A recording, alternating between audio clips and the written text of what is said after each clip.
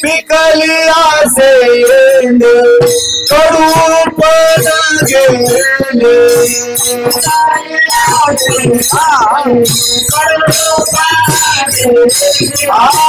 पिकलिया से मला कडूपण गेले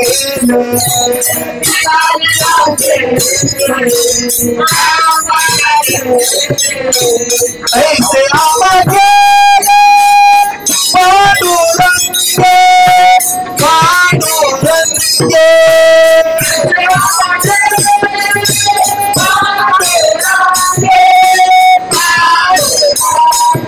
ऐसे आवाजे पांडुरंगे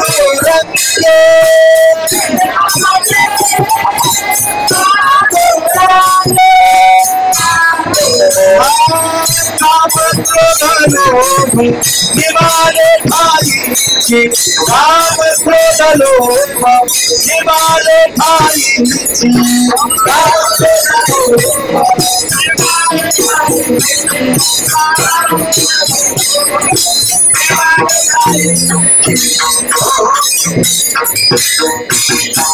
मला डबल म्हणावं वाटतंय पण नको म्हणायला. बरोबर आहे.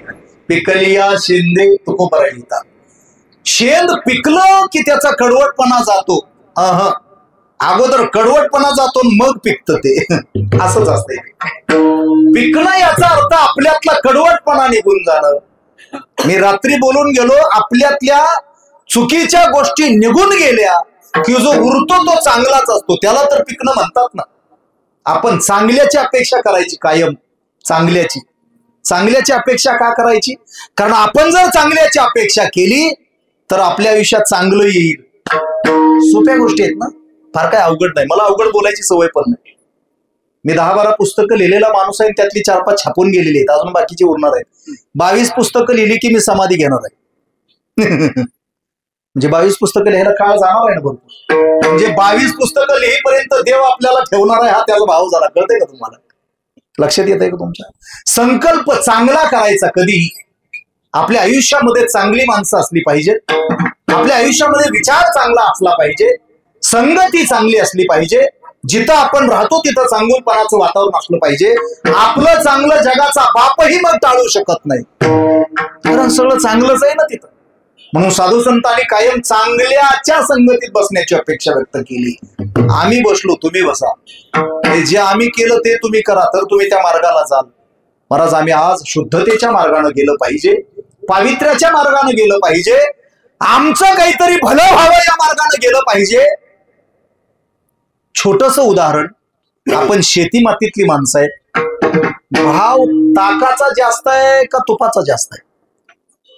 तुपाचा. कसं किलो आहे तूप? 700 रुपये नाही हो.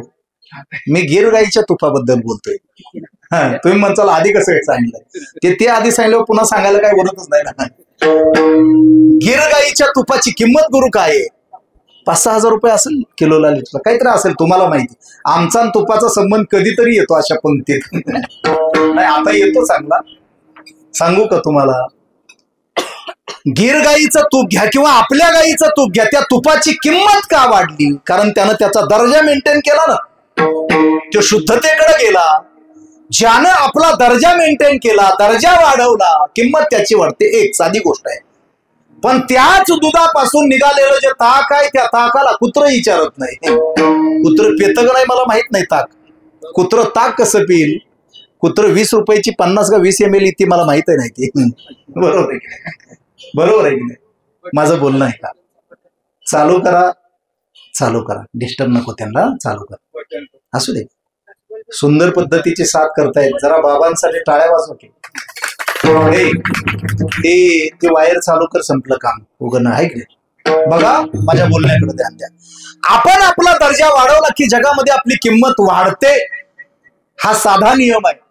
म्हणून आपण आपलं कव्हरेज वाढवत जायचं. या जगामध्ये अनेक गोष्टी बाबा पवित्र आहेत, अनेक गोष्टी पवित्र आहेत. त्याच्यातलं पहिलं पवित्र माऊलींनी दुधाला देऊन टाकलेलं आहे. पाहे पा, दूध पवित्र आणि गोड, पाशी त्वचेची या पदरा आड, परिते अभेरुणी गोचिड अशुद्ध काय घरी, का कमलकंदा आणि दरदुरी नांदणूक एकेची घरी, परितेत परागु शेविजे भ्रमणी राचिखलुची उरे ज्ञानोबराय सांगतात तैसा हृदया माझी मी रामू असता सर्व सुखाचा आरामू की भांताशी कामू विषयावरी आपल्यातलं मोठेपण आपण वाढवलं आपली ताकद आपण वाढवली तुकोबराय सांगतात शेंद पिकलं नाही त्याचा कडवटपणा निघून गेला त्याचा कडवटपणा निघून गेला की जे खाली उरलं ते पवित्र आहे त्याचा दर्जा वाढलाय आणि ज्याचा दर्जा वाढतो त्याची किंमत समाजामध्ये वाढते म्हणून क्वांटिटीपेक्षा क्वालिटीला महत्व आहे बघा जगामध्ये क्वांटिटीपेक्षा क्वालिटीला महत्व आहे जगामध्ये दर्जा ज्यानं वाढवला स्वतःचा संत कोण झाले सोपा प्रश्न आहे ज्यांनी विचार प्युअर ठेवला प्युअर शब्दाचा अर्थ शुद्ध ठेवला ते संत झाले की कुठल्याही प्रकारची अपेक्षा नाही तुमच्या खिशातलं माझ्या खिशात यावं ही भावना नाही त्याच्यापेक्षा वेगळा संत काय असतो संत कुठं शोधायला जाता हो तुमच्या ताटात आहे ते तुमच्याच पोटात गेलं पाहिजे हे ज्याच्या पोटासह ओठात आहे तो संत आहे आणि तुमच्या ताटातलं तर माझंच आहे पण माझ्या सुद्धा ताटातलं माझं आहे हा संत नाही तो ज्ञानोबा आहे त्याला साहेब जंत म्हणतात ज्ञानोबा लिहितात ते जीव जंतूशी केवी कळे माणसाला साहेब जनताचीच उपमा देत आहेत ज्ञानोबा आहे आणि जंत कशाला म्हणतात जंत जर पोटात झाले तर आता पहिलं काय होतं मला माहित नाही पण आता बाटल्या निघल्यात एक अख्खीच बाटली प्यायची एवढी सगळे जंत निघून जातात निस्सारण होतं त्याचं मग माणूस काय होतो काही नाही चांगला होतो शुद्ध होतो म्हणजे शरीरानं बोलतो मी आता म्हणजे ज्याची शुद्धता वाढली सोनं काय हो आज बायको म्हणली महाराज घेऊन ठेवलं असतं तर बरं झालं असतं म्हणलं का आता 1,18,000 गेलंय म्हणली आज मी म्हणलं तुला एवढं सोनं मिळालंय तरी तुझी सोन्याची काय अपेक्षा सुटली नाही ते म्हणले अहो सीतेला सोन्याचा हव्यास सुटला तुम्हाला ठाऊक आहे सीता कोण आहे हो प्रभू रामचंद्रांची अर्धांगिनी प्रभू रामचंद्रांची अर्धांगिनी सीता सोनं सोबत आहे प्रभू रामचंद्र स्वतः तरी सुद्धा पर्णकुटीतून हरिण जाताना दिसलं नुसतं बाजूनी पर्णकुटीच्या आणि त्या हरणाच्या अंगावरचं कातड सोन्याचं नव्हतं सोन्यासारखं नुसतं दिसत होतं तिला थोडा वेळ वाटलं साहेब की हे सोन्याचं जे कातड आहे ना त्याची चोळी माझ्या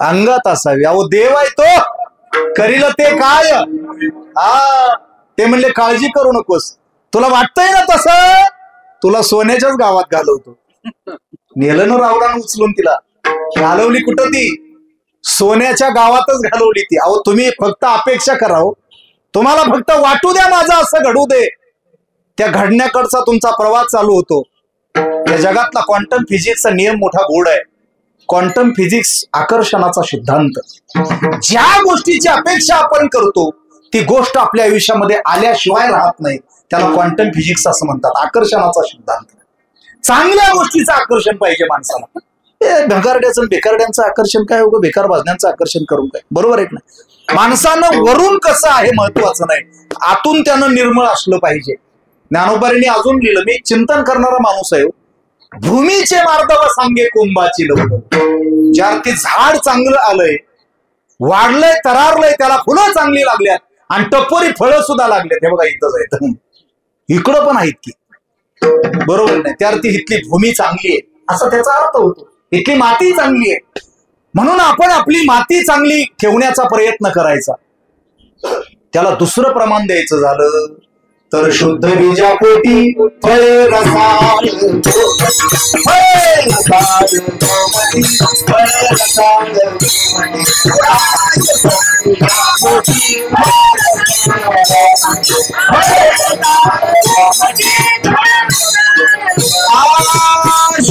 बीजापोटी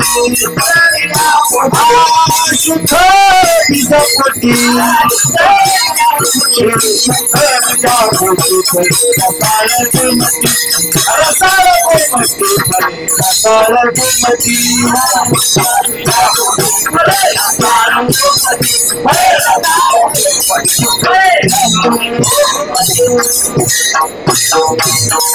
बीज शुद्ध असलं माती चांगली असली की येणारी फळं सगळी काय होतील शुद्ध बीजापोटी फळे रसाळ गोमटी रसाळही असतील आणि गोमटीही असतील हे फळांची एक वैशिष्ट्य आहेत बघा.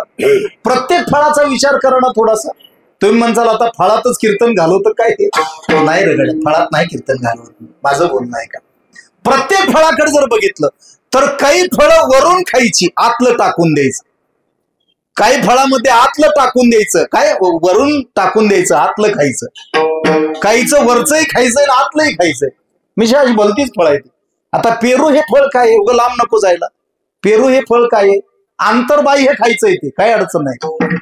लोक म्हणतील बियांचं काय करायचं? खा की बियावी, काय फरक पडतोय? ह्याचं निस्सारण चांगलं होतं. मग त्याच्याने नारळाचं काय करायचंय? वरचं टाकून द्यायचं ना आतलं खायचंय आणि प्यायचंय सुद्धा, बरोबर आहे? अशी बरीच फळ आहेत. चिकू काय आहे? वरून खायचंय, आतलं टाकून द्यायचंय. कणीस काय आहे? वरून खायचंय, ते काय फळ आहे का? पण अशी बरीच फळं आहेत, पिकं आहेत. बटाटा संपूर्णच खायचा आणि बटाट्यासारखं व्हायचं. तुला आमच्याकडे 2 बटाट्यासारखी माणसं आहेत वयाची, बरीच आहे, भरपूर आहेत. हे बी जरा बटाट्यासारखं आहे. अशी खाऊन पिऊन मस्त राहायचं. खाया पिया पचाया डाबर का हजमोला. अभ्यास नाही केला तरी चालतो. आमच्याकडे असे 50 पोरं आहेत सध्या, शिकत आहेत. ही पोरं वारकरी धर्मानुसार शिकत आहेत. सांगायचं कशासाठी? निवासीच पोरं आहेत. महाराज, आपण आपली प्युरिटी वाढवली. जगद्गुरु तुकोबराय सांगतात, विचारानं चांगलं झालं पाहिजे, त्याच्यासाठी बोलावा विठ्ठल, पहावा विठ्ठल, करावा विठ्ठल. आम्ही पंढरपूरच्या खालची माणसं आहेत आणि आपलं क्षेत्र हे सूर्यनारायणाच्या वास्तव्यानं पुनीत झालेलं आहे. ही मोठी गोष्ट आहे महाराज. जगात कुठेही जा, सूर्यनारायणाची एवढी देखणी मूर्ती कुठेही बघायला मिळणार नाही. सूर्यनारायणाची ही जर मूर्ती बघितली ना तर आपल्यातली घाण निघून जाते, आपल्यातला अंधारच निघून जातो. फक्त बघणाराची दृष्टी चांगली पाहिजे. मी रात्रीच्या कीर्तनात बोलून गेलेलो आहे की एक वेळेस डोळे नाही धुतले तरी चालतील, पण दृष्टी धुतली पाहिजे. साहेब, कळते का तुम्हाला? दृष्टी धुतली पाहिजे. ज्याची दृष्टी चांगली आहे ना त्याला सगळी सृष्टी चांगली आहे. म्हणून महाराजांनी लिहिलं, पापाची वासना नको दाऊ डोळा, त्याहून आंधळा बराच मी. रावणाला मंदोदरी विचारते का हो, साधूच्या वेशामध्ये सीतेला उचलण्यापेक्षा रामच होऊन यायचं ना तुम्ही. ती न उचलता तुमच्या सोबत आली असती. राम होऊन यायचं, न उचलता तुमच्या सोबत आली असती. त्यानं सांगितलं, मी राम झालो, मला सगळीकडे आयास दिसायला लागले, मला सीता दिसेच ना.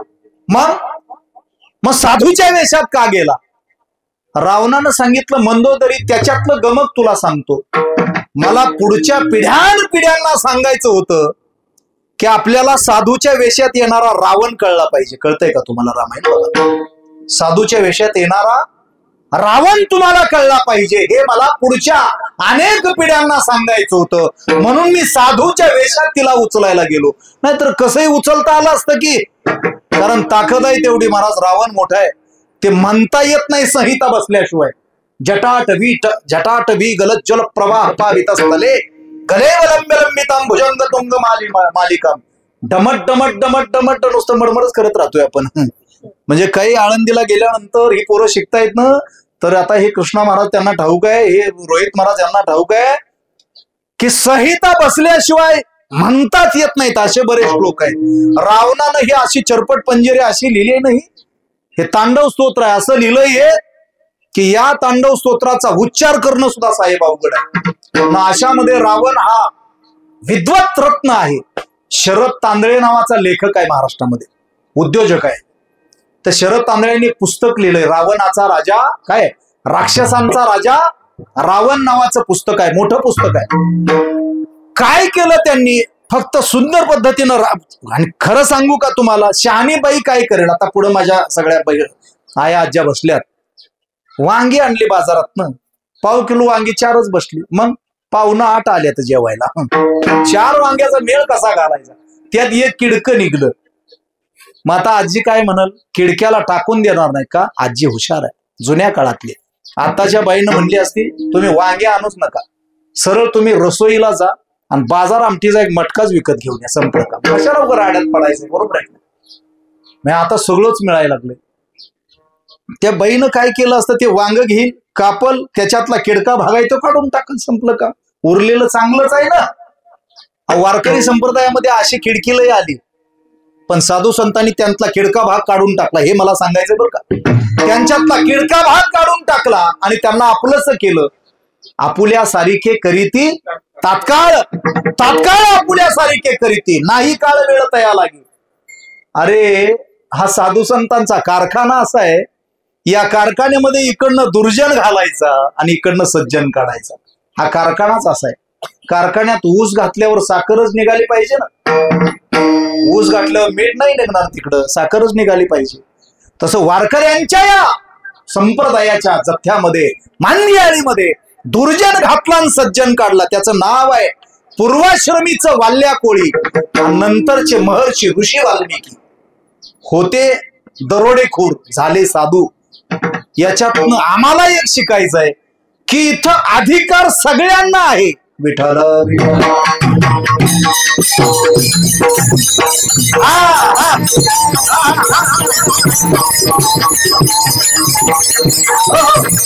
सगळ्याची येते आहे अधिकार, सगळ्याची आहे अधिकार.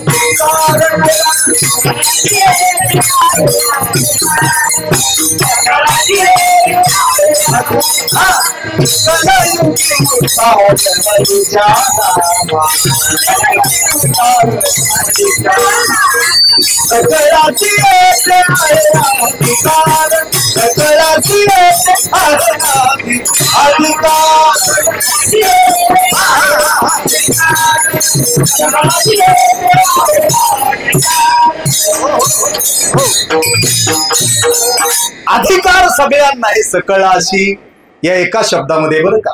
अजून एक मी अभ्यासातलं चिंतनातलं सांगतो माझ्या. जे जे गुरु आपण असे ठावे ते इतर असे सांगावे असं नाही, सकळ असे सांगावे.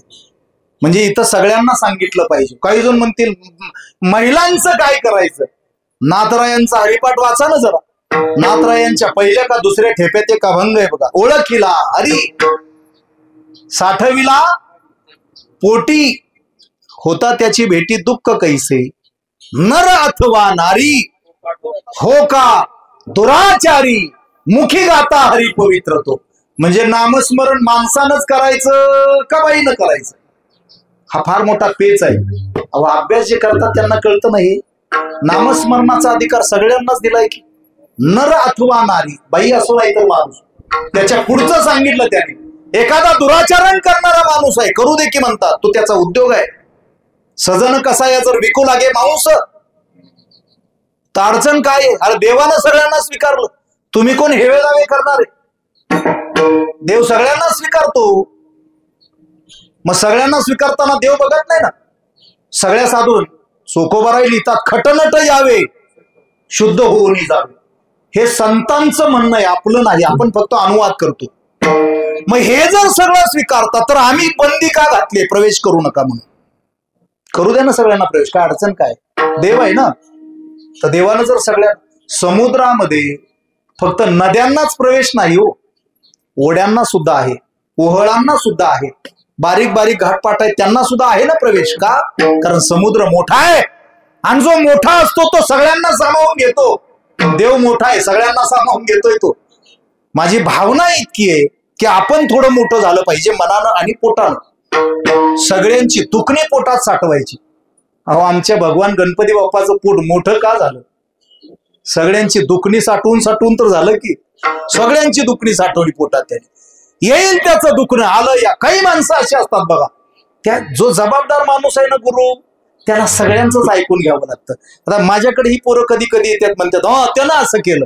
आता काय त्याला हा असं आहे काय एवढं म्हणावं लागतं, दुसरं काय समजून घ्यायचं असतंय त्याला. आता ह्या गोष्टी घडतच असतात. बरं पोरांना काय असते, त्यांचं वयच काय असते.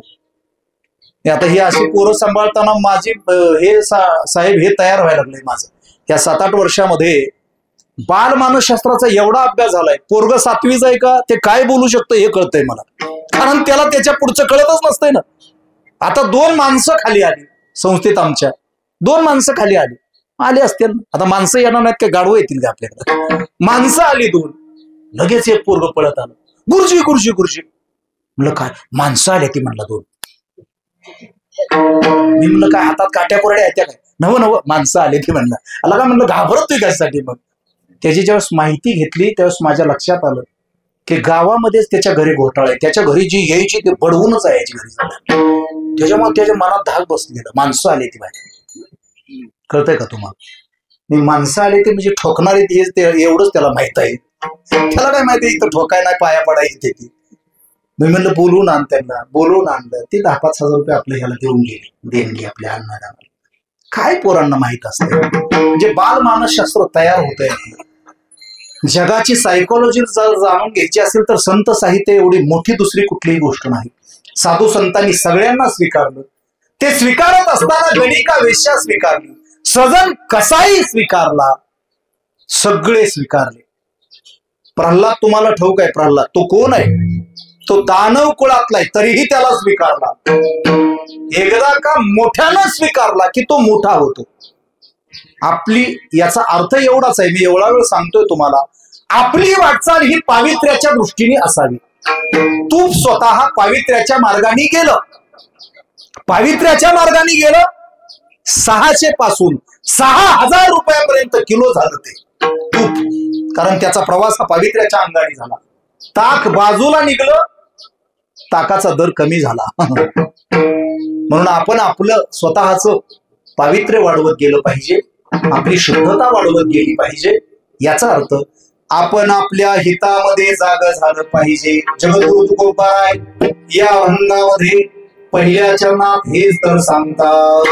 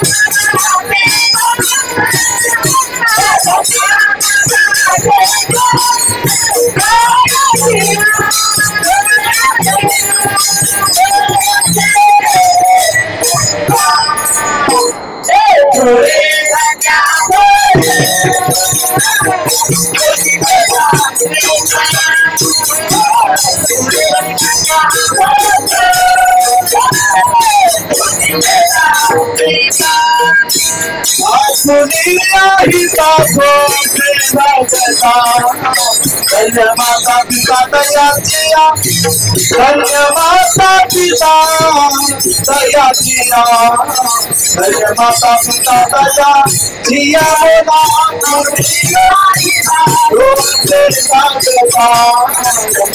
पिता दया, माता पिता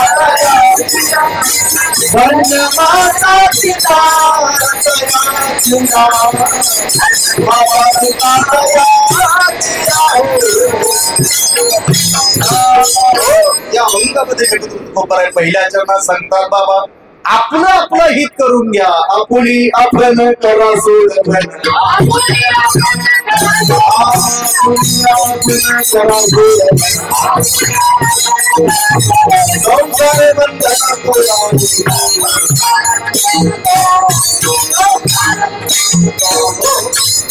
साधू संतांनी पहिल्यांदा आपलं हित करून घ्यायला सांगितलं. आपलं हित करून घ्या, कारण आपलं भरत नाही तोपर्यंत दुसऱ्याला काय वाढत बसणार आहे आपण. अजून आपलंच भरलं नाही.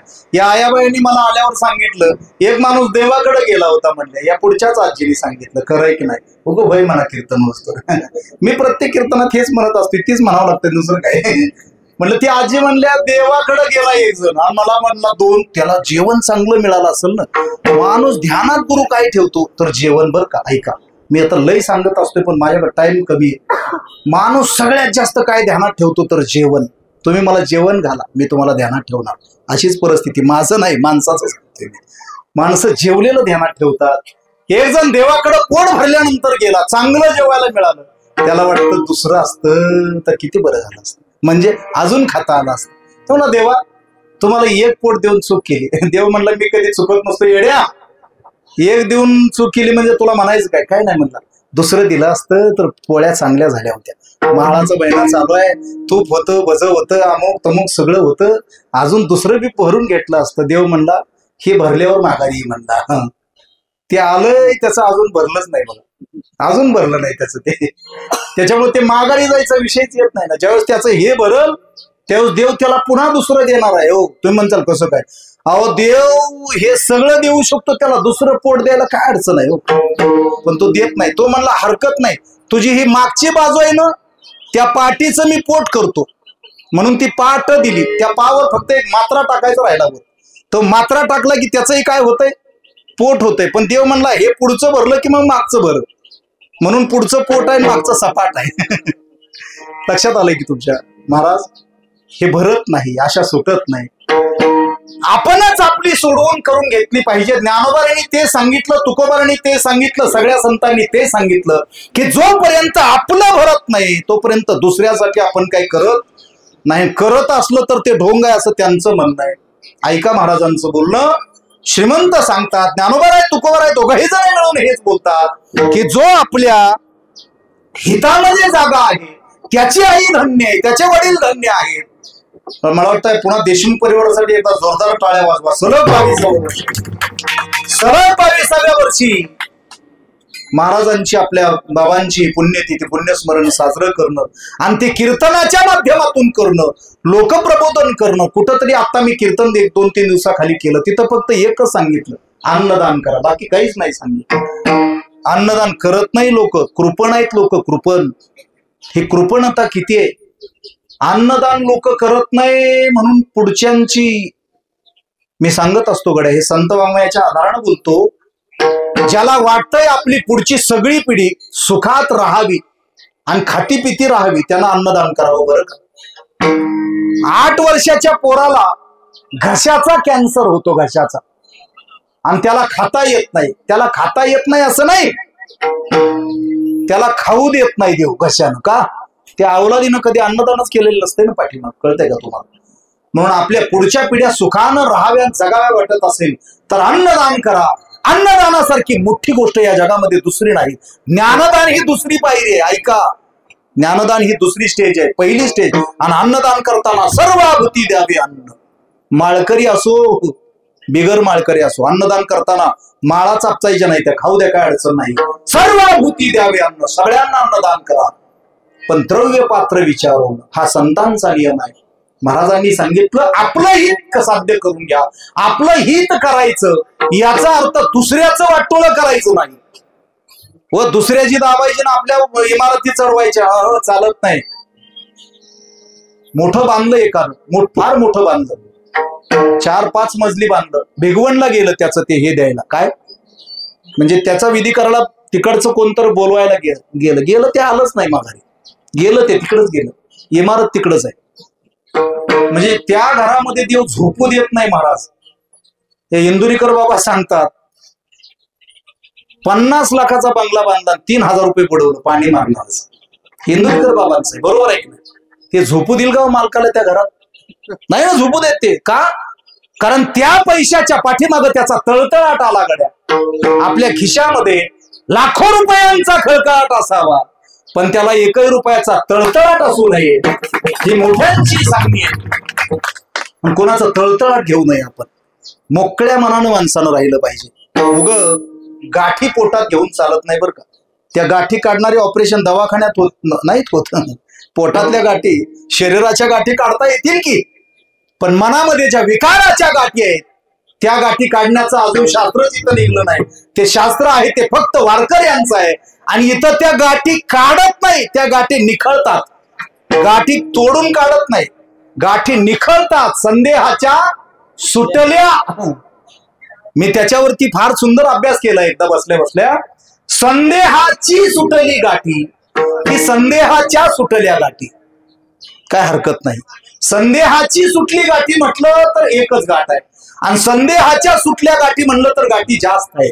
मग आपल्याकडे काही एकच गाठ आहे का हो? अहो लई गाठी आहेत आपल्यात. माणसाकडे लई गाठी आहेत त्या. तुम्ही माईकवर उभा राहिला, हे माझ्या पोटात गाठ आहे इथं. तुम्ही माईकवर कसं काय असं वाटतंय माणसाला. ही पोटात गाठ असण्याचं लक्षण आहे दुसरं काय. आज मला पहिली चाल दिली नाही, ही दुसरी गाठ आहे पुन्हा. बरं मी एवढं भारी वाजवतोय, उगा दुसऱ्याला बसवलंय. हा ह्यांच्यातच कळवणी लागतात कधी कधी. हा लागतात की नाही बोला. म्हणजे पुढं कुणी म्हणायचं, मागं कुणी म्हणायचं. कड्यानो पोटात गाठी ठेवू नका. ह्या गाठी जर वाढल्या ना तर त्या गाठी आपल्या गाठी आवडतात, बाकी काहीच होत नाही. किती सोपं आहे, समजावून घेतलं पाहिजे. महाराजांनी सांगितलं आपुलिया हिता. आपुलिया म्हणजे आपल्या स्वतःच्या हितामध्ये जो जागता असे, जो जागता आहे.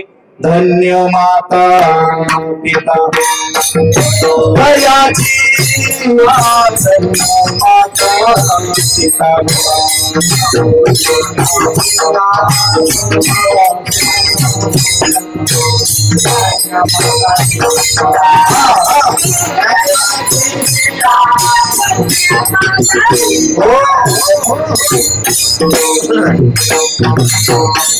आपलं भलं आपण करून घेतलं पाहिजे. त्याची आई धन्य आहे, त्याचे वडील धन्य आहेत.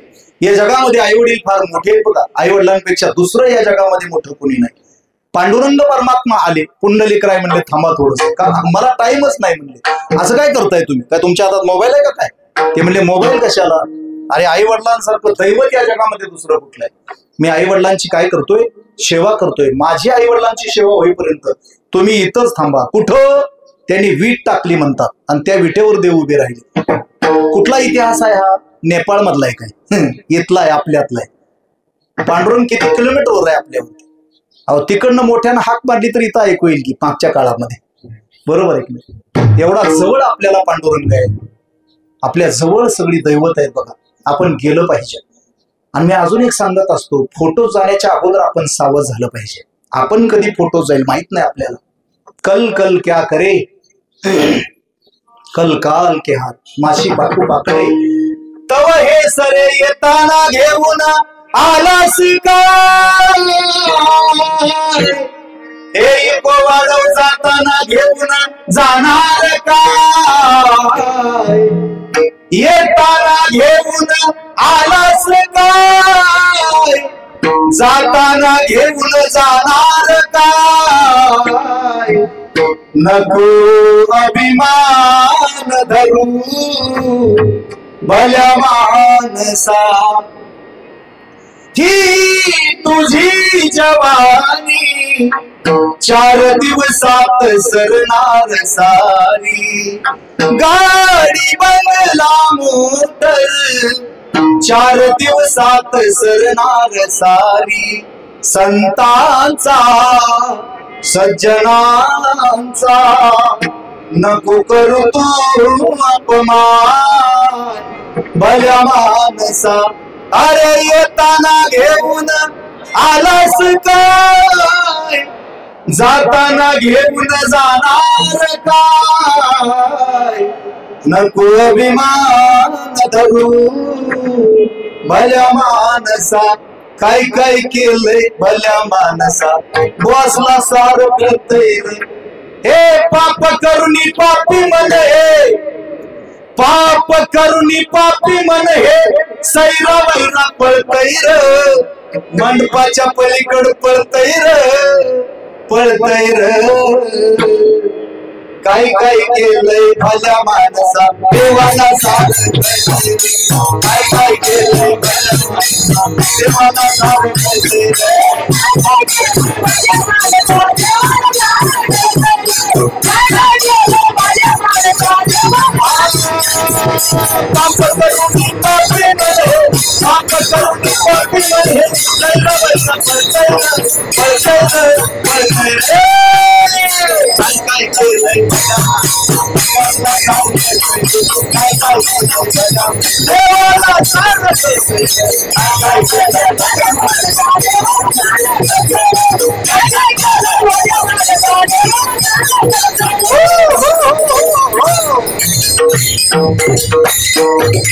मध्यंतरी एकानं जोडलं काय काय कुठं कुठं कधी कसं कोरलंय. माणसं कोरतात ना. मागच्या जन्मात जी उंदरं झाली त्यावेळेस ती कुरतडत होती, आता माणसं झाली बांध कोरायला लागली. काय काय कुठं कुठं कधी कसं कोरलंय. बॉसला सगळंच कळतंय. कसं काय तुम्ही म्हणताल हे कशावर म्हणताय तुम्ही. न सांगता तुम्हा कळो येते अंतर विश्वी विश्वंभर परिहरी परिहार चिन्ह. अहो त्याला सगळं कळतंय करील ते काय नोहे महाराज. न सांगता तुम्हा कळो येते अंतर हे प्रमाण जसं आहे ना तसं तो तिथं उभा राहिलाय. तो जाणे अंतरीचे गुज. तुकोबारायांचा तुकडा आहे हा तुकडा आहे. प्रत्येकाच्या अंतरात गुज त्याला कळतं. हे काय कळतं कारण हा जो प्रत्येक जण आहे ना तो तिथूनच निघालेला आहे. फक्त कुणी अहो तुम्ही माणसं हे आजी म्हणतात हाताची 5 बोटं सारखी आहेत का. नाही. हाताची 5 बोटं जशी सारखी नसतात. ते भागवत तुम्ही ऐकलं असेल कधी. त्याच्यामध्ये धुंदुकारी नावाचं एक पात्र आहे बघा. हे धुंदुकारी काय चांगलं पात्र आहे का. जेवढं जार कर्म आहे चुकीचं वागणं आहे ते सगळं धुंदुकारीकडे आहे. म्हणजे एकाकडं चांगुलपणा असतो दुसऱ्याकडं वाईटपणा असतो. हे असणंच आहे. सत्व रज 3 प्रकाराचे 3 तुका म्हणे केले जन असो. महाराज सांगतात जो आपल्या हितामध्ये जागा आहे त्याची आई धन्य आहे आणि जो आपल्या कामामध्ये जागता आहे त्याचे वडील धन्य आहे. आणि आई आणि वडिलांना धन्यता देण्याचं काम करतात. मी काल एक अजून लेख लिहिला की हे पक्ष 15वडा चालू आहे ना आता. पितर 15वडा चालू असल्यामुळे पित्र करावीत का केली पाहिजेत. नाही केली तर काही नाही. नाही केली तर काही नाही. तुझी कोण करत नाही बाकी काही नाही त्याच्यामध्ये. पण त्याचा दोष लागतो. बरोबर आहे.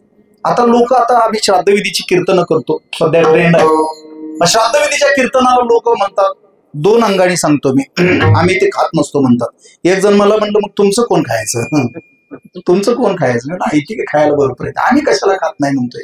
म्हणणारे त्यांच्या ते गप्पा. कसं असतंय मी एकतर कीर्तन करायन. दुसरी गोष्ट मी 2007 पासून आता बेबीताईला ठाऊक आहे मी कवी आहे. पहिला 7वीत सर मी पहिली कविता लिहिली 7वीत. शिक्षक कसा असावा तर मी रयतचा विद्यार्थी आहे तुम्हाला सांगतो. मराठी विषय माझा चांगला आहे म्हणून तर आता 10-12 पुस्तकं लिहून झाली ना. मराठी विषय चांगला आहे. परिणाम सांगू का तुम्हाला. 7वी मध्ये शाळेत नोटीस येणं एक प्रकार असतो तुम्हाला ठाऊक आहे. नोटीस आली शाळेमध्ये आणि आम्हाला सुतार सर म्हणून अशी एक मास्तर असतात ना लई अवघड राहते. हे चोपूनच काढत होते ते. नुसतं चोपत नव्हते ते मोकळच करत होते माणसाला. असं चोपायचे ते ऐक नाही चोपायचे चांगलं. मग नोटीस आली त्यावेळेस हिंदीचे वर्गावरती होते. ते म्हणले सूर्याजी नोटीस आली तू काही लिहिणार आहे का बघ. 22 सप्टेंबरला आता डॉक्टर कर्मवीर भाऊराव पाटलांची काय असते जयंती असते ना कर्मवीर भाऊराव पाटलांची. ते जयंतीच्या निमित्तानं आता बेबीताईचं इथलं कीर्तन आहे म्हणून सांगायला लागलोय मी. नाहीतर हा काय कीर्तनाचा विषय नाही मुळात. मग ते नोटीस आल्यानंतर सर काय म्हणले तुझं लिखाण चांगलं आहे. 7वीत तुझं लिखाण चांगलं आहे. मराठी चांगलं आहे. हिंदी चांगलं आहे. तुझी भाषा चांगली आहे. म्हणलं मग काय नाही म्हणले आता 22 सप्टेंबरला जो अंक आपला छापायचा शाळेचं मॅगझिन असतं त्यात एखादी कविता सर तुम्ही लिहून दे. म्हणलं मी आणि कविता असं कसं काय. नाही मराठी चांगलं आहे तुझं. त्यांनी कविता काही शब्द दिला काही लिहिलं मला चांगलं आठवते. ती कविता पाठही आहे माझी इथं म्हणत नाही. लिहून दिली कविता. ते पुस्तक छापलं की नाही मला माहित नाही पण तिथून पुढे लिखाणाचा प्रवास चालू झाला. मला सांगायचं काय याच्यातून की आपल्या विद्यार्थ्यामध्ये काय घडलंय ते शोधणारा शिक्षक ज्याला सापडतो तो विद्यार्थी भाग्यवान आहे नक्कीच. कारण त्या विद्यार्थ्यामध्ये काय दडलंय त्यांनी जर माझ्यातली कविता शोधली नसती तर आज माझी 10, 12, 15 पुस्तकं झालीच नसती. कधी झाली नसती. आमच्या पुळूच्या भगवान लिंगेश्वरांचा ग्रंथ सर लिहिलाय 2017ला त्याचं प्रकाशन केलंय. 18 अध्यायाचा ग्रंथ आहे आणि तो ग्रंथ ओव्यातून आहे. तसे ग्रंथ पुन्हा 3 लिहिले, त्यातले 2 छापलेत, 1 छापायचा आहे आता. म्हणजे काय, ओवीबद्ध वाङ्मय लिहिणारी माणसंच गेलेत आता. उग कुठंतरी लिहितात. तर ते ओवी हा पिंड आतमध्ये आला. मी पहिल्यापासून आमच्या भगवान लिंगेश्वरांच्या मंदिरामध्ये कायम पोथीला जाणारा माणूस आहे मी, कायम. महाराज श्रवणाची साधना मोठी आहे, ऐका, भरपूर ऐका. जेवढं ऐकाल ना तेवढं आपोआपच निघतंय. हे जे आज निघतंय ना, हे ऐकलेलंच निघत असते, दुसरं काय. मग अभ्यास ही त्याची दुसरी बाजू आहे. तो एक पहिल्यांदा ग्रंथ लिहिला. ओव्यातून सांगायचा भाग असा आहे की विद्यार्थ्यामधला काय राजहंस आहे ते शोधणारा माणूस त्याला सापडला ना, मला वाटतं तिथं त्याचा शिक्षकी पेशा पूर्ण झाला बघा. बरोबर आहे नाही? अशी कितीतरी माणसं समाजामध्ये घडवण्याचं काम शिक्षक तिथंच असतात हो. पण शिक्षकातून हे निघलेले त्यांचे प्रतिनिधी जगभर त्याचा प्रचार आणि प्रसार करत फिरत असतात. असं सांगतात. मुंबईला एका शिक्षकाला ते ट्रॅफिक हवालदारनी अडवलं, गाडीवरती अडवलं. त्याला बाजूला घ्या म्हणले गाडी. ते शिक्षक गावाकडचे असल्यामुळे आता गेलते मुंबईला, आपलं कधी नाही ते घ्या बाजूला गाडी. घेतली बाजूला गाडी बाजूला घेतली. तिथली ड्युटी दुसऱ्याला दिली आणि त्यांना म्हणले काढा बूट पायातला तुमच्या. ते म्हणले आता बूट काढून आणतं काय, माझ्याच बुटाला काढा बूट पायातला म्हणला. हे बूट काढला पायातला आणि पाय जोडा म्हणले तुम्ही. पोलीस पाय का जोडा म्हणते म्हणल्यावर हे विचार केला, बूट काढून ठेवला, पाय जोडला. आता काय कमरेवर हात ठेवू काय म्हणला. असं नाही म्हणला, फक्त मला आशीर्वाद द्या. गारच पडले की मास्तर, दंडवत घातला. मग त्यांनी सांगितलं तुम्ही त्यावेळेस जर मला ठोकलं नसतं तर आज कदाचित या इथं पदावरती मी असलो नसतो. या जगामध्ये शिक्षक मोठा आहे गड्यांनो, शिकवणारा मोठा आहे, शिक्षक मोठा आहे. त्याचा क्षेत्र कुठलंही असो, त्याचा प्रांत कोणताही असो. माझ्यातली कविता ज्यानं शोधली तोही माणूस ते अजून आहे. त्याचा परिणाम आज दुसरं काही मला करावं लागत नाही. भाषा समृद्ध झाली आणि मराठी एवढी समृद्ध झाली ना की आता मराठीचं एवढं काही झालं की मी काय अट्टहास करून येत नसतो, सहज सगळं असतंय आपलं. आणि मी सांगत असतो की डामडवल्यांचं काम नाही आपलं. अहो जरा मुळचाची खरा, इथून असलं ना सर सगळ्या गोष्टी घडून जातात. म्हणून आपल्यातला शिक्षक कायम जिवंत राहिला पाहिजे आणि आपण कायम विद्यार्थी असलो पाहिजे. आपण आपलं काही चांगलं करून घेतलं पाहिजे, हा त्याच्यातला भाग आहे. महाराजांनी सांगितलं आपुलिया हिता जो वसे जागता, तयाचिया माता धन्य, तयाचिया पिता धन्य. विठोबा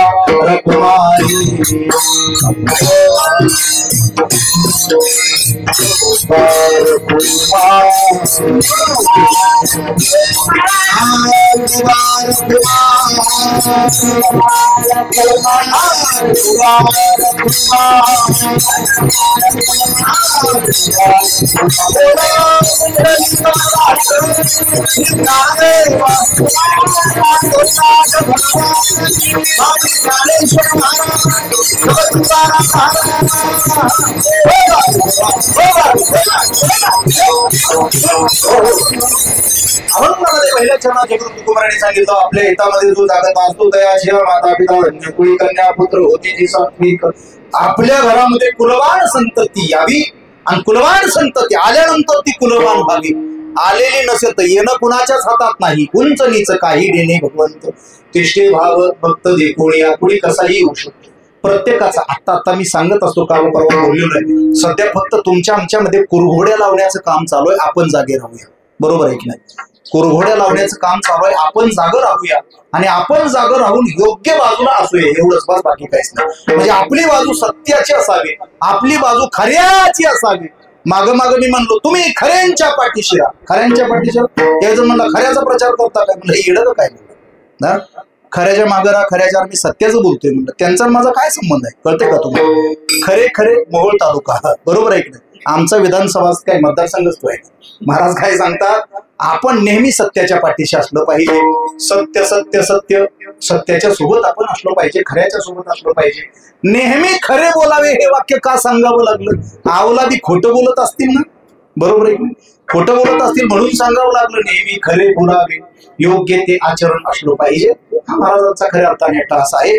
श्रीमंतांनी सांगितलं कुळी कन्या पुत्र होती जी सात्विक, ज्या कुळामध्ये कुलवान संतती आहे, कुळी कन्या पुत्र होती जी सात्विक, तयाचा हरिक वाटे देवा, त्याचा आनंद देवाला वाटतो, देव त्याला स्वीकारतो. म्हणून पुन्हा एकदा प्रल्हाद जसा आहे ना, प्रल्हादाचं तुम्ही बघा थोडस, प्रल्हाद जसा आहे तसा स्वीकारताना त्या प्रल्हादानं स्वतःला तावून सुलापून घेतलं. पुन्हा सांगतो तुम्हाला, एक सोनं आहे गिल्टाच आहे, गिल्टाचा त्याला डाग लागतो, आणि दुसरं सोनं प्युअर आहे, त्याला कुठल्याही प्रकारचा डाग नसतो. हा प्रल्हाद जो आहे, हा प्रल्हाद स्वतः एवढा उंच झाला, एवढा मोठा झाला, एवढा मोठा झाला, त्याच्यासाठी त्याला 13 वेळा परीक्षा द्यावी लागली. 13 वेळा परीक्षा दिली, आणि परीक्षा ज्या परीक्षका पुढे द्यायला तो सर उभा होता तो त्याचा बापच आहे, हिरण्यकश्यप. म्हणजे बापाच्या पुढे काय अडचण काय आहे? हिरण्यकश्यपूचं म्हणणं असं होतं, अरे हा मतदारसंघ माझा आहे, माझ्या मतदारसंघामध्ये मी पदावरती असताना तू दुसऱ्याला साहेब का म्हणतोय? त्याने सांगितलं, हो ते साहेब आहेत. म्हणजे काय? अरे हा मतदारसंघ माझा आहे, हे राज्य माझं आहे, मी तुझा बाप आहे, आणि बाप हा आपल्यासाठी देव असतो. प्रल्हादाने सांगितलं, हो बरोबर आहे, अहो पितृदेवो भव ही आमची संस्कृती आहे, तुम्ही देवच आहात माझ्यासाठी, तुम्ही बाप आहात माझे, माझ्यासाठी तुम्ही देवच आहात. हे असं नकोस की करू, एवढं लगावा वातावरण मी करायचं, आणि तू कुठं तर असं मध्ये पेरू फेकून मारायला, तस करू नको, जाऊ दे थोड्या वेळाने. पुन्हा लक्ष द्या, प्रल्हाद म्हणतो, बाबा तुम्ही देव आहात, मी कुठं नाही म्हणतोय तुम्हाला, तुम्ही देवच आहात, माझ्यासाठी तुम्ही देवच आहात, पण जगाचे देव तुम्ही नाही. कळतंय का तुम्हाला? जगाचे देव तुम्ही नाही. तो म्हणला, अरे जगाचा देव मी म्हणून तर बोंगळत सांगायला लागलोय. त्यानं सांगितलं, देव आहात, माझ्यासाठी आहात, पितृदेव हो खरं आहे, पण जगाचा देव तुम्ही नाही. मग जगाचा देव कोण आहे? त्यांनी सांगितलं, जगाचा देव नारायण आहे. नारायण म्हणजे तू खातो माझं आणि गातो दुसऱ्याचं, हा म्हणजे 24 तास माझ्यासोबत फिरायचं, आणि तिकडे गेल्यावर बटन तिसरंच दाबायचं, ही काय पद्धत आहे? ते म्हणले, मी बटन कुठलं बी दाब, शिक्का पडाय तिथंच पडणार. देव जगाचा मालक आहे, दुसरा नाहीच कुणी, तुम्ही काही म्हणा, जगाचा मालक देव आहे. कोण म्हणतोय हे? प्रल्हाद म्हणतोय. कुणाला म्हणतोय? त्याच्या वडिलांसमोर म्हणतोय, बापाच्या पुढं, या जगाचा मालक देव आहे. मग राग आला महाराज त्या हिरण्यकश्यपूला, आणि आलेल्या रागाचा परिणाम अति राग, भीक माग. त्या हिरण्यकश्यपूनं सगळ्या सोबतच्या जे दास त्यांना सांगितलं की याचा तुम्ही आता कार्यक्रम करा. मला वाटतं मी आता अजून वेगवेगळ्या अंगाने चिंतन करतोय, थोडं पुढच्या पावलाला सांगतो, हा विषय पूर्ण करतो. पहिल्यांदा हिरण्यकश्यपूनं प्रल्हादाला 13 प्रयोग केले, पण एकही प्रयोग त्याचा काय झाला नाही, यशस्वी झाला नाही. का झाला नाही? अहो खोट्याचं कुठे यशस्वी होत असतं? यशस्वी झाल्यासारखं गुरु वाटतं ते यशस्वी होत नसतं, ते कधीच यशस्वी होत नसतं, कारण त्याला मुलामा असतो खऱ्याचा, पण अंतर्बाह्य. ते मध्यंतरी कुणीतरी सांगितलं की तेलात तळलं, तुपात जरी घोळलं आणि साखरेत सगळं हे करून काढलं तरी कारल्याचा स्वभाव सुटत नाही, कडवटपणा जात नाही. माणसाचं तसंच आहे हो, माणसाचं तसंच आहे. स्वभाव मूळ स्वभाव जाईल, स्वभाव जो मूळ असतो तो जात नसतो. मी माझ्या अँगलनी बोलतोय बरं का, तुम्ही उगं त्याला इतर अँगल जोडू नका, त्याच्यामुळे मला उघडले व्हायला लागलंय पुन्हा. बरोबर आहे की नाही? तुम्ही कुठेही जोडा, आता जो तो ज्याच्या त्याच्या ह्याच्यानुसार पिंडे पिंडे मतील विणणार. प्रल्हादाला अनेक प्रयोग करण्याचा प्रयत्न केला, सांगतात त्याला हत्तीच्या पायाखाली दिलं, नाही मेला. त्याला उकाळत्या तेलाच्या कढईमध्ये टाकलं, तो भज्यासारखा शिजला नाही, काही तळला नाही. अजून काय त्याला विषप्रयोग केला, काही फरक पडला नाही. हे का होत नाही? हे होत नाही कारण तो प्युअर आहे स्वतः. याचा अर्थ आहे की जो सत्य आहे त्याच्यावरती कुणाचाच परिणाम होत नाही. मला फार तुम्हाला सोपं करून सांगायचं, त्याला काही फरकच पडत नाही, जसा खऱ्याला कुणाचाच फरक पडत नाही. बरोबर आहे की नाही? पडला सुद्धा नाही, पडत नाही फरक. बरोबर आहे? खरं जे असतं ते खरंच असतं, त्याला कशाचाच फरक पडत नाही. तसं प्रल्हादाला कुठलाच प्रयोग मान्य झाला नाही, लागू झाला नाही. शेवटी यानं ठरवलं की आता याला जाळून टाकायचं. तोही प्रयोग काय झाला? अयशस्वी झाला. मग बाप वैतागला, आणि वैतागलेला बाप प्रल्हादाला म्हणतोय, अरे सारखं त्या नारायणाचं नाव घेतोय, कुठे सांग. त्यास प्रल्हादाने सांगितलं, कुठं नाही ते सांगा. प्रतिप्रश्न करतोस मला? अहो प्रतिप्रश्न काय? तुम्ही कुठं आहे म्हणून विचारताय आणि मी तो कुठं नाही म्हणून सांगतोय. अहो सगळीकडे आहे. तो येरू म्हणे काष्टी पाषाणी, म्हणे काष्टी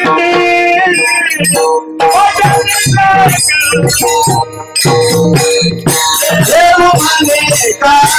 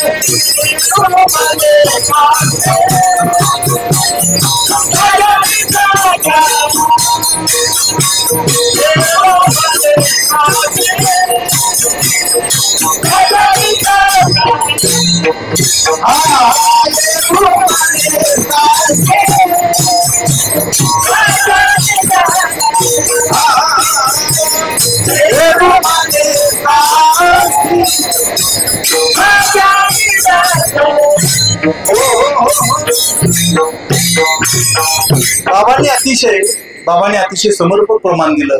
तुझा वनमाळी नेमका कुठं आहे? येरू म्हणे काष्टी लाकडात आहे, पाषाणी दगडात आहे, सकळ शब्दामध्ये सगळ्यात आहे असं सांगितलं. देव कुठं नाही? तो नाही अशी जागा आठवतची नाही. अहो देव नाही अशी जागा तरी या जगात आहे का? तुझ्या आत तो आहे, तोच माझ्या आत आहे. सगळ्यांच्या आत नांदतो देवा हा, नांदतो देव हा आपुल्या अंतरी, प्रत्येकाच्या मध्ये तो आहे. ईश्वर सर्व भूतानां हृदयेषु तिष्ठते. एरवी तरी सर्वांच्या हृदय देशी मी अमुका यायची. बारकावा ऐका जरा, बारकावा ऐका. ये हृदयीचे ते हृदयी घातले. मी रात्रीच्या कीर्तनात ते वाक्य बोलून गेलो. साधू जाणून घ्यायचंय तर एक गोष्ट करा, आपण साधूच्यात उतरायचं. कसं काय? अहो त्यांचं वाङ्मय अभ्यासायचं आणि त्या वाङ्मयामध्ये जे सांगितलंय तसं वागायचं. आपण त्यांच्यात उतरलं की ते आपल्यात उतरतात. किती सोपी गोष्ट आहे, कळतंय का बघा तुम्हाला? आपण त्यांच्यात उतरलं की ते आपल्यात उतरतात. हाच अनुवाद आहे. ज्ञानोबा सांगतात ये हृदयीचे ते हृदयी घातले. हृदया हृदय एक झाले. या हृदयातलं त्या हृदयात गेलं, एकमेकांमध्ये गेलं. जसं पाण्यामध्ये मिसळलेलं मीठ पुन्हा मिठावरती येत नाही, ते पाणीच होतं. पाण्याचा स्वभाव एक कौतुकास्पदच आहे. पाण्यामध्ये साखर टाका ते गोड होतंय, मीठ टाका खारट होतंय, तिखट टाका तिखट होतंय, अजून काय आवळा त्यात पिळून टाका तुरट होतंय. पाण्यासारखं माणसानं असलं पाहिजे. एखाद्यानं त्यात भगवा रंग टाकला भगवं होतंय, काळा टाकला काळ होतंय. म्हणजे ज्याच्याच असं काही काही माणसं तशी असतात. म्हणजे तिकडे गेलं की म्हणायचं हो आम्ही कमळाबाईच आहोत, इकडं आली की म्हणायचं आम्ही हाताचेच आहोत. सगळीकडे चालू असते त्यांचं. कळतंय का तुम्हाला? म्हणजे काही ते स्वभाव माणसं पाण्यासारखं असावं हेच त्यांना ऐकलेलं असते. बस जाईल तिकडं जसंच्या तसं वागावं माणसानं, मग तशा पद्धतीने वागावं. मला वाटतं या जगामध्ये थोडीच पात्र आहेत ज्यांचं सगळीकडे स्वागत होतं. त्याला नारद म्हणतात बघा. नारद म्हणजे ते आद्य पत्रकार सुद्धा आहे म्हणतात. पत्रकाराचं स्वागत सर सगळीकडे होतं, इकडेही होतं तिकडेही होतं. पत्रकार दोन्हीकडचाही कार्यक्रम करतो.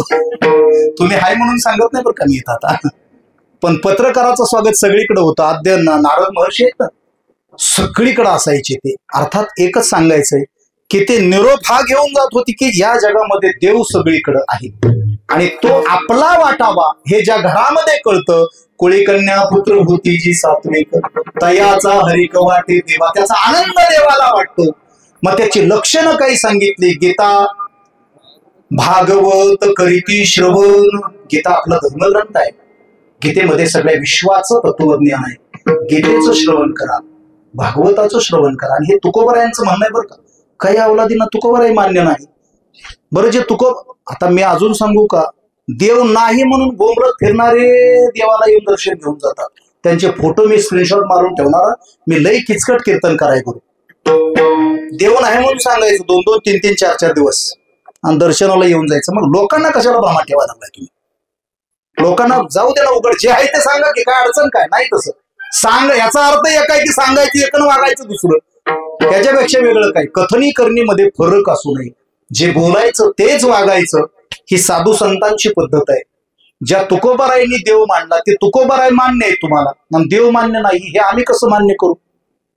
बरं, तुकोबारायांच्या देवाच्या संदर्भामध्ये तुकोबारायांनी सांगितलं, अरे हे सगळं जग देव आहे, आम्ही आमचं संपूर्ण आयुष्य विठ्ठलासाठी समर्पित केलंय म्हणतात. विठ्ठल आमुचे जीवन, बरोबर आहे की नाही? विठ्ठल आमुचे जीवन म्हणतात. आणि ह्या अवलादी म्हणतात तुकोबाराय देव मानत नव्हते. ही काय पद्धत आहे का? अभ्यास करा गड्या पहिल्यांदा. तुकोबारायांनी जे सांगितले ना, माझ्याकडं काल परवापर्यंत 2-4 वर्षाखाली 6 गाते होते. आता 12, 15, 16 जास्तीत जास्त एका फक्त तुकोबारायांची जवळपास मी 26 पुस्तकं संग्रहित आहेत माझ्याकडे. 26 कमीत कमी. म्हणजे नवीन तुकोबारायांच्या बद्दल कुणी लिहिलंय वाचायचंच, ते नेमकं काय सांगतंय बघायचं, म्हणजे अभ्यास करायचा. 5,500-6 हजार पुस्तकं माझी एकट्याचीच आहेत. मला काय दुसऱ्याची असं गोळा करून नात असलं नाही. तुम्हाला सांगू का, अभ्यासच केला पाहिजे. काय शक्य होत नाही अभ्यासानं. पै अभ्यासाचे नि बळे एका गती अंतराळे. आणि देव हा जाणीवेचा विषय आहे, संत हा जाणीवेचा विषय आहे. तो भावनेचा प्रांत आहे. आणि त्या प्रांताकडं नास्तिक अंगाने बघून चालणार नाही. तो नाही या भावनेतून बघून चालणार नाही. तो आहे, त्याचं अस्तित्व आहे, त्याचं सगळं आहे. हे आम्ही ज्यांना मानतो त्यांनी मानलेलं आहे. अजून एक वाक्य आहे का, मानावं कुणाचं? आई आणि बापाचं. आई आणि बाप जे मानतात ते आपण मानावं, संपलं की काम. का त्यांच्या पण पेक्षा आपण शहाणे झालो? बाप पोराला खांद्यावर घेतो का? कारण बापाला इथून खालचं दिसतं, तो पोराला खांद्यावर घेतो कारण आपल्यापेक्षा त्याला वरचं काहीतरी दिसलं पाहिजे म्हणून. कळतंय का तुम्हाला? ते बरेच जण बापावरती काही कविता म्हणतात, काही आईवरती काही कविता म्हणतात. हरकत नाही, माझं बोलणं आहे का, बाप आणि आई यांच्या संदर्भामध्ये आपण कृतघ्न कधीच असू नये. 30% 40% घरातल्या आयांची अडचण झाली. त्यांचं सासू म्हणून सर पोस्टिंग झालं. आणि सासू म्हणून पोस्टिंग झाल्यापासून 3 टायमाला जो चहा मिळायचा तो 1 टायमाला सुद्धा मिळणार झाला. आज घराघरामध्ये आई अडचणीत आहे. ज्यावेळेस ती सासू झाली त्यावेळेस ती अडचणीत आली. म्हणून लेकीच्या भूमिकेतून सून म्हणून पोस्टिंग झालं की त्या पोरीनं सून म्हणून तिथं गेल्यानंतर सासू सासऱ्याकडं आई आणि बाप या न्यायानं बघलं पाहिजे. याच्यापेक्षा वेगळा काही देवन धर्म नाही. तुम्ही पक्ष पंधरवड्यात एखाद्याला बोलवून जीव घालाच असं नाही. एखाद दिवस त्याच्यामध्ये शिथिलता आहे. पण आपल्या घरामध्ये घरी रांडा पोरे मरती उपवाशी सांगे लोकापाशी थोरपण. एक दुसरी गोष्ट, आपली जी दैवत आहे ती दैवतच आहे. तुका म्हणे माय बापे अवघी देवाचीच रूपे. जे हे सगळं करत नाहीत ना, महाराज सांगतात आहा कटा त्याचे करीती पितर वंशी दुराचार पुत्र झाला. अरे आम्ही हाडाची काढ केली, रक्ताचं पाणी केली, मरणाचं आबदून ह्यांच्या हातात दिलं आणि हे साले पुण्यस्मरण घालत नाही. असं त्या अंतरात्म्याला कुठंतरी वाटत असेल. म्हणून ते जे वाटणं आहे, आणि आशीर्वाद आत्म्याचाच असतो, बाकी कशाचाच नसतो. जे उपाशी मरतं त्याच्या अंतकरणाचा तळतळाट जसा असतो ना, तसा आशीर्वाद सुद्धा अंतकरणाचाच असतो. म्हणून एखाद्याला बरं वाटेल असं करा, त्याला वाईट वाटेल असं कुठल्याही अंगानं करू नका. एवढंच या ठिकाणी सांगतो. अधिक मला बोलता येतंय पण जास्त बोलणं उचित होणार नाही, कारण वेळेचं पण आपण भान थोडं बाळगलं पाहिजे. एवढीच या ठिकाणी भावना आहे खऱ्या अर्थाने. महाराजांनी सांगितलं गीता भागवत करीती श्रवण अखंड चिंतन विठोबाचे. विठोबाचं चिंतन करा, कारण विठ्ठल आपल्या जवळ आहे. कधीतरी आधेमध्ये गेल्या मला वाटत नाही इथं बसलेल्यांपैकी एकदाही दिवसातून पंढरपूरला आपण गेलो नाही असा कधी दिवसच उगवत नसेल. रोजच आपण पंढरपूरला जातोय. एवढं पंढरपूर आपल्याला जवळ आहे. गेल्यानंतर कधीतरी नामदेवरायांच्या पायरीवरती मस्तक टेकवलं पाहिजे. कधीतरी सुखोबारायांच्या तिथला बुक्का लावला पाहिजे, कारण आपलं आयुष्य चोख चालतं. चांगलं काम करायला निघालो की चोखोबारायांच्या तिथला बुक्का आपल्या कपाळाला लावायचं काम आपलं चोख होतं. म्हणून चोखोबारायांचा बुक्का प्रसिद्ध आहे. बघा सांगू का तुम्हाला, अशा बऱ्याच गोष्टी येतात खऱ्या अर्थाने. महाराजांनी सांगितलं गीता भागवत करीती श्रवण खंड चिंतन विठोबाचे. जे विठ्ठलाचा खंड चिंतन करतात, तुका म्हणे घडू त्यांची सेवा, मला त्यांची सेवा घडली पाहिजे. माझं माझे दैव पार नाही, माझं दैव उदयाला आलं म्हणतात तुकोबाराय. एवढंच या ठिकाणी बोलूयात. महाराजांचा अभंग 4 चरणाचा समोर ठेवला. ज्यांच्या आज पुण्यस्मरणाच्या निमित्ताने या ठिकाणी आपण बोलण्याचा प्रयत्न केला. असे खरं तर आमची भगिनी बेबीताई आणि बेबीताईंचे हे बेबीताई सासरे आहेत का तुझे? बेबीताईचे सासरे बरोबर आहे की नाही? आणि या देशमुख परिवारामध्ये श्रीमती पुंडाबाई धोंडीबा देशमुख, सामान्य आमचे बंधू साहेब अर्थात संजय धोंडीबा देशमुख, त्यांचे चिरंजीव शिवेंद्र सिंहराजे दादा, वैष्णवीताई उदयनराजे दादा आणि ज्यांचं पुण्यस्मरण आपण करतोय असे कैलासवासी हरिभक्ती पायन तोंडेबा सोना देशमुख 23वे पुण्यस्मरण या ठिकाणी खऱ्या अर्थाने संपन्न झालेले आपल्या भागातले आणि आपल्या परिवारातले आपल्या सगळ्यांना परिचित असलेले दोनही सर इथं उपस्थित आहेत. बरोबर आहे. आज या दोघांनी पहिल्यांदा कीर्तन ऐकलं असेल, पण मी तुम्हा दोघांनाही फार वर्षापासून बोलतोय. मोठी माणसं आहेत, एवढं एकच वाक्य बोलतो, बाकी काही नाही. बरोबर आहे. कारण आपण कीर्तनात कुठंतरी जाऊन बसून कीर्तन ऐकावं ही मोठी भावना आहे. आपण सगळे या भागातले राजकीय असेल, शिक्षण असेल, आरोग्य असेल, अजून काही अध्यात्म असेल, सगळ्या प्रांतातल्या माणसांचं स्वागत आहे. आणि सगळ्याच प्रांतातल्या माणसांचं या ठिकाणी अध्यात्माच्या अंगाने एक गोष्ट अशी आहे की आपण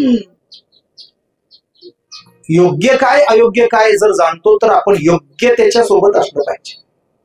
जे खरं काय त्याच्यासोबत आपण असलं पाहिजे. न्यायपूर्ण बुद्धीनं न्यायासनाच्या पीठावरती बसलेल्या न्यायाधीशानं तिथं भावनेकडे बघून न्यायदान करू नये. तिथं न्यायदान करताना अगदी तटस्थ वृत्तीनं त्यानं न्याय केला पाहिजे. ही न्यायबुद्धी न्यायाधीशाकडे असली पाहिजे. आणि म्हणून न्यायदेवतेच्या डोळ्यावरती काय बांधली जाते? पट्टी बांधली जाते. न्यायदेवतेच्या डोळ्यावरची पट्टी काढली वाटतं आता. का काढली? कारण तिनं बघून न्याय द्यावा, डोळं झाकून न्याय देऊ नये, हा आत्ताचा विषय झाला. पण माग ती जी पट्टी बांधली गेली त्याचं कारण सांगतो तुम्हाला. याला मोठा इतिहास आहे. गांधारीच्या डोळ्याला पट्टी होती, धृतराष्ट्राची अर्धांगिनी. गांधारीनं डोळ्यावर पट्टी का बांधली? तर धृतराष्ट्र अंध होते. धृतराष्ट्रांच्या डोळ्यावर पट्टी आहे. अरे या जगामधला माझा मालक बघू शकत नाही तर मला बघण्याचा अधिकार नाही. ही पतिव्रता आहे बरं का. तुका म्हणे पतिव्रता तिची देवावरी सत्ता. म्हणून गांधारीच्या डोळ्यावर पट्टी आहे. आणि न्याय देवतेच्या डोळ्यावर पट्टी याच्यासाठी होती की न्याय देवतेनं इकडंही बघू नये आणि इकडंही बघू नये. जे समोर दिसतंय आणि सारासाराचा विवेक करून त्यांना जे स्फुरतंय कायद्याच्या घटनेच्या संहितेत बसून तसा न्याय द्यावा आणि तो न्याय अंतिम मानावा. म्हणून न्यायदेवतेच्या डोळ्यावर काय होती? पट्टी होती. आज न्यायदेवतेनं दोन्हीकडे बघावं. योग्य काय आहे, इकडनं किती इकडनं किती बघावं व्यवस्थित पद्धतीनं. आणि म्हणजे मी तसं काय नाही बरं का. आणि मग सुंदर पद्धतीने योग्य तो न्याय द्यावा अशा प्रकारची भावना आहे. बाहेर जरी कुरघड्या असल्या तरी आपण गड्या एका जागेवरती थांबूया एवढंच मी या ठिकाणी बोलतो. पुन्हा एकदा देशमुख परिवार, आमचे साहेब असतील, बेबीताई असतील, सगळ्यांना या ठिकाणी मनपूर्वक संपूर्ण आयुष्यासाठी आणि भविष्यासाठी शुभेच्छा. आम्ही आपल्या नेहमी सोबत आहोत. तीर्थक्षेत्र पंढरपुरामध्ये विठाई वारकरी गुरुकुल या न्यायानं आम्ही आमची वारकरी शिक्षण संस्था चालवतो. 20वा मंदिर आहे इसबावीतलं. तिथून पुढे आल्यानंतर विठाई लॉन्स नावाचे एक मंगल कार्यालय, विठाई लॉन्स आणि गणेश भवन नावाचे साहेब मंगल कार्यालय आहे. त्या मंगल कार्यालयाच्या पुढेच आमची कायम तिथंच संस्था आहे. आम्ही कुठेही गेली 5-10 वर्षी गेलो नाही आणि कुठेही जाणार नाही. कारण आम्ही एकच पक्ष हातात धरतो. कोणता झेंडा घेऊ त्या प्रश्न आम्ही विचारत नाही. आमच्या हातात जो झेंडा आहे तो झेंडा आम्ही कायम मिरवतो. तर मला एवढं सांगायचं, आमच्याकडे असे 5-50 विद्यार्थी 3री पासून 12वी पर्यंत अत्यंत सुंदर पद्धतीनं शाळेच्या वेळेत शाळा शिकतात आणि इतर वेळेत ते अध्यात्माचे धडे घेतात. याच्यातली 8 पोरं आता सर कीर्तन करतायत. 8 पोरं. आणि वाजवायला खूप सुंदर पद्धतीनं 12-15 पोरं वाजवतायत, कीर्तन करतायत, अध्यात्माचे धडे घेतायत. हे बघा, उद्या जाऊन ही पोरं आई बापाची नरडी तर दाबणार नाहीत, राहिलं बाकीचं सगळं. बरोबर आहे की नाही? त्यामुळं जी पोरं चांगलं शिकत आहेत, चांगलं काहीतरी करत आहेत, त्यांच्याशी आपण सोबत असलं पाहिजे. याचा अर्थ एकच आहे की तुम्ही मला मतदान करा, बस, बाकी काही नाही. मी काय उभा राहणार नाही, तुम्ही आमच्या सोबत असं एवढंच या ठिकाणी सांगायचं असतंय. विठाई ही विठाई आहे आमची, चांगल्या पद्धतीने. मी सगळ्या बहुतेकांना, मला ही सगळी बहुतेक परिचित माणसं आहेत आणि सगळी प्रेम करणारी माणसं आहेत. सांगू का तुम्हाला, आपली माणसं सोबत असलं की एक वेगळा आनंद असतो, वेगळा आविर्भाव असतो. संपूर्ण महाराष्ट्रभर सांगू का तुम्हाला, ते झी टॉकीजवर म्हणून नाही, सगळीकडे कीर्तनं झालेली आहेत माझी. सगळ्या चॅनलवर कीर्तनं झाल्यात आणि कविता सगळीकडे फिरल्यात माझ्या. महाराष्ट्रभर कविता दिसत आहेत. तुम्ही नुसतं युट्यूब काढून सूर्याजी भोसले लिहिलं की अख्खा बायोडाटाच तिथं पडतो. फक्त लग्नाला पोरगी कुणी आणू नका झालं. आता दुसरी कुठं अजून हुडकत फिरायची. लग्नाचं एक सर अवघड झालं, पोरी मिळेना लग्नाला. आता आम्हाला लोक म्हणत असतात माझ्या पोरला 35,000 पगार आहे. मी म्हणलं करतंय काय नेमकं? शाळेवर आहे. म्हणलं असू चांगली गोष्ट आहे. दुसरं काय करतंय? दुसरं म्हणलं ग्रामपंचायतीमध्ये आहे. मग तिसरं काय करतंय? नाही काय नाही. म्हणलं पोरांची कशी काय परिस्थिती? काय नाही. म्हणलं अजून लग्न काही जमत नाही, तुम्ही फिरत असता एखादी बघा पोरगी. मी म्हणलं कीर्तनाला जाऊन कीर्तनाला जाऊन पोरी बघायला आणते म्हणलं लोक आम्हाला कीर्तनाला जाऊन काय पोरी बघायचे असतात. मी जरा आढावा घेतला, म्हणलं काय हरकत नाही. विचारलं, पोराला 35,000 पगार आहे, पण पोरग दिवसा आणि संध्याकाळी घरी व्यवस्थित येतं 4-8 दिवसांना जरा घ्यायची सवय म्हणली. माझं तसल्याला पोरगी देऊन काय आम्ही आमची नाही करून घेऊ का? कळतंय का तुम्हाला? पोरी मिळत नाही. मी रात्रीच्या कीर्तनात साताऱ्यात बोललो, पोरी मिळत नाहीत असं नाही, हे साले लायकीचे नाही. काही थोडी चांगली पण आहेत बरं का, त्यांनाही मिळत नाही. यांच्यामुळे तर मिळणार झाल्यात, पण दुसरं काय. जरा बायांना रात्री तिथं कीर्तनात त्या साताऱ्यातल्या विचारलं, म्हणलं काय म्हणणं काय, मुलींचं पीक जरा जास्त दिसतंय, 4-2 पोरी द्या, आमच्याकडे लग्नाची पोर आहे ती. कुणाकुणाच्या पोरीचे लग्न करायचे, सगळे हात वर आले. मी म्हणलं कुणाला द्यायचं? एक मुखानं म्हणले कलेक्टरला द्यायचे. मग जिल्ह्याला सर कलेक्टर किती असतात? एक. त्या कोतवालाच्या लग्नाचं काय करायचं? त्याला बी लग्न करावं लागेल ना, बरोबर आहे. त्याला वाटतंय आपली बायको पाहिजे, आपला संसार पाहिजे, बरोबर आहे. कोतवालाचं लग्न करणं प्रत्येकाला वाटतंय ना आपलं व्हावं. मी सुरुवातीला सांगितलंय गड्या, मी संप्रदायपूर्वक बोलणारा माणूस आहे. त्यालाही करायचंय लग्न, तू तयार राहा गड्या, नीट राहा. तू तयार असशील तर सगळं मिळेल. अहो सृष्टीची व्यवस्था आहे ना महाराज, कुटुंब व्यवस्था ही सृष्टीची व्यवस्था आहे. तुमची आमची आहे का? भगवान शंकर आणि पार्वती माता त्याचं प्रतीक आहेत की. आणि त्यांनी सांगितलं गेल्या 2-3 वर्षात, शंकर आणि पार्वती मांडीवर बसलाय गणपती. तो गणपती कोण आहे? अहो कुटुंब व्यवस्थेचं प्रतीक आहे तो. कुटुंब व्यवस्थेमध्ये नवरा बायको हे दोघं प्रधान आहेत, आणि त्यांच्यात एक पिल्लू पण प्रधान आहे ना. आता ह्या बायांनी ते नाही ध्यानात ठेवलं, त्यांनी ठेवलं टुक्कू मुक्कू बघतोय चांगला. आणि आता ते काय व्हायरल झालं? आता एक व्हायरल झालं बघा, हे आता मध्यंतरी. हा नाही ते नाही, हा पाण्याला जाते म्हणते, रडू नको बाळा, अरे मी पाण्याला जाते, पाण्याला जाते, पाणी घेऊन ये. तू ताल धरू नको, तुला मिळेल, काळजी करू नको, मी आहे की. हा अहो मी उमरग्याला गेलो, कीर्तन केलं, पोरगी माझ्यासोबत आली, तीच माझी बायको आहे.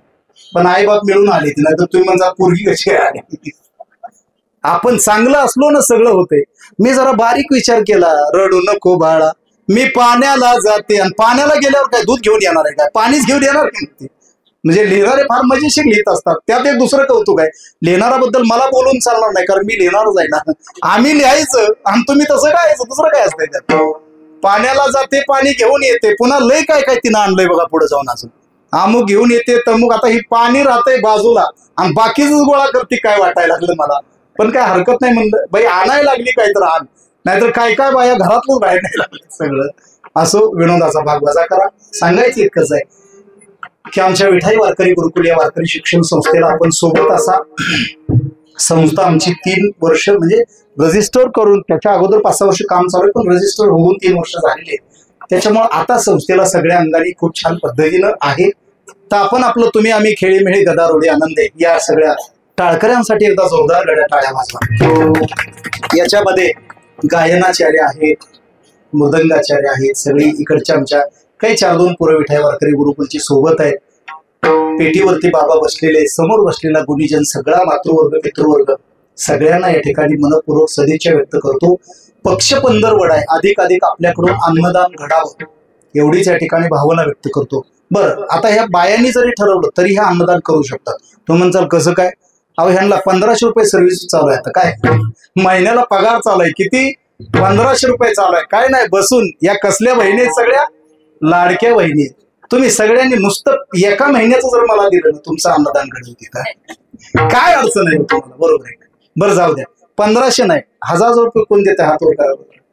काय काय म्हणते आमचं मिळत नाही. टाळ्या वाजवा माऊलीसाठी. एका तर माऊलीनं हात वर केलाय, देऊ नका, मन बघत होतो. बरोबर आहे ना? ते मध्यंतरी एक आलं, आजी तुम्ही फार चांगल्या, फार चांगल्या. घर भरलं गोकुळ आहे तुमचं, टोपलं भरलंय पण नरड्यात जात नाही तुमच्या. खाऊ देत नाही देव तुला, घरातली सगळी चांगली, तू सगळ्यावर प्रेम करते, तुझ्यावर प्रेम कोणी करत नाही. शेजाऱ्यांनी 2-3 महिन्याखाली केलंय बघ तुला. तुळजापूरला चाललोय, 200 रुपये दे, देऊ नकोस, मन बघत होतो म्हणतात की नाही? बरोबर आहे की नाही? मी काय तुमचं मन बघत नाही, जाता जाता उगत द्या. खरं देणार आहे का? देऊ नका, मन बघत होतो. कशाला देवानं मला मरणाचं दिलंय? मी बोलणारा माणूस आहे. अहो ज्याची वाणी चांगली आहे, ज्याचं पाणी चांगलं आहे, त्याची वाणी चांगली आहे. आणि मी काही खात नाही बरं का, काही खात नाही, मी फक्त जेवण खातो, बस एवढंच. मला विचार एक दिवशी सर पडला, 2 पुड्या एकत्र का मिसळायच्या? अहो ते म्हणले जीव शिवाचं मिश्रण झाल्याशिवाय इथं ब्रह्मज्ञान येतच नाही म्हणले. जीवाचं आणि शिवाचं मिलन व्हावं लागतंय. म्हणजे दोन पुढे एकात टाकायच्या ना अशा बराच वेळ त्या मिसळायचे एकामेकात. जीव आणि शिव मिश्रित झाल्यावर मग ब्रह्मज्ञान येते म्हणतात. लय खाणारी पिणारी तर लय हुशार असतात. आता श्रावण सरला, पुळूजला आमच्या भगवान लिंगेश्वरांचं मोठं मंदिर आहे. तारापूर आल्यावर 11:30 वाजता जायला उशीर झाला होता. 11:30 वाजता एक जण खात बसलो होतो तारापूर आल्यावर. बराच वेळ खाल्लं त्यानं. आता काय खाल्लं कशाला सांगता. उद्या श्रावण चालू होणार आहे. मग आता आज काय सोनं नाणं खाणार आहेत का जामन खाणार आहेत. खाल्लं सकाळी ते पुन्हा तिथं देवळात दिसलं. मग पाणी घालायला आला का म्हणलं पोटात तसंच असेल गेला का तुझ्या मुलं. हा मला म्हणते महाराज जरा पलीकड सारखा. म्हणलं तू रात्रीला का ढाब्यावर गिळत बसला होता मलाच बाजूला सारखा होती. म्हणलं बाबा महादेव बी असल्यावरच पावायला लागलाय. म्हणलं आता काय करायचं. आता पड बाबा तूच पाया पड म्हटलं त्याच्या. आणि तिथं गर्दीत हर हर महादेव. म्हणलं या अवलादीला नेऊन पेरगळ अरे तर म्हणलं. तिथं रात्री नाल्यावर खात बसलंय. कोंबडीचं पाय ठेवलं नाही तर त्यानं. आणि इथं मला म्हणतंय महाराज बाजूला सारखा तुम्ही लयच अडचण करताय. मी म्हणलं बाबा उद्यापासून येतच नाही तुझं चालू दे. माधुबान तुम्ही दोघंच थांबा. लय अवघड आहे सांगतो तुम्हाला. ज्याचा जसा भाव आहे त्याचं त्याच्याकडे सोडून देऊया.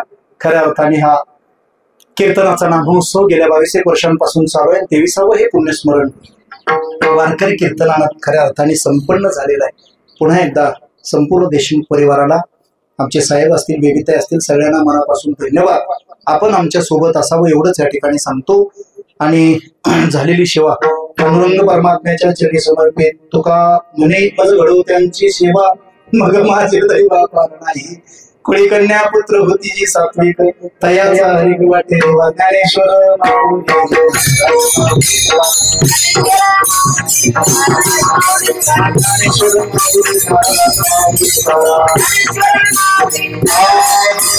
तुकाराम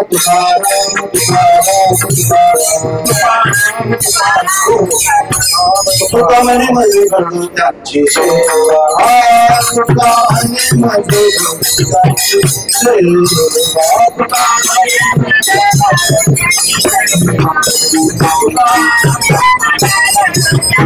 माझे दैव पार नाही पार नाही पार नाही. कन्या पुत्र होती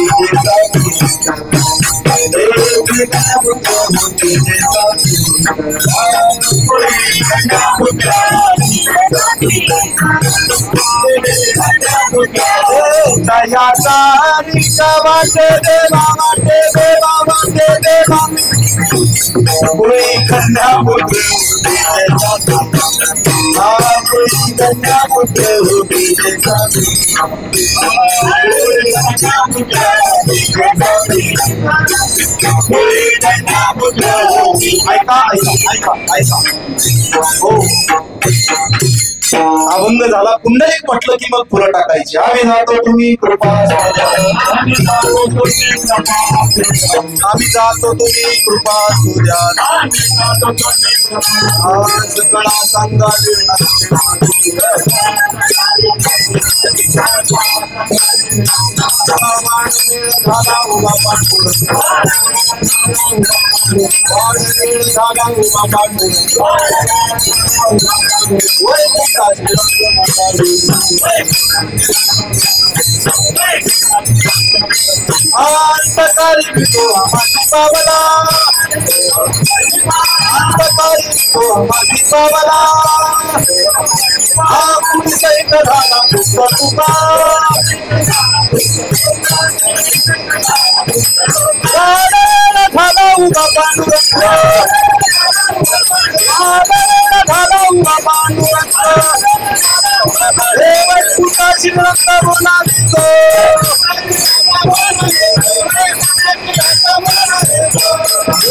पुंडलिक वरदा हरी विठ्ठल श्री ज्ञानदेव तुकाराम पंढरीनाथ भगवान की माऊली ज्ञानेश्वर महाराज श्रीमंत श्री जगद्गुरु तुकाराम महाराज विठ्ठल जय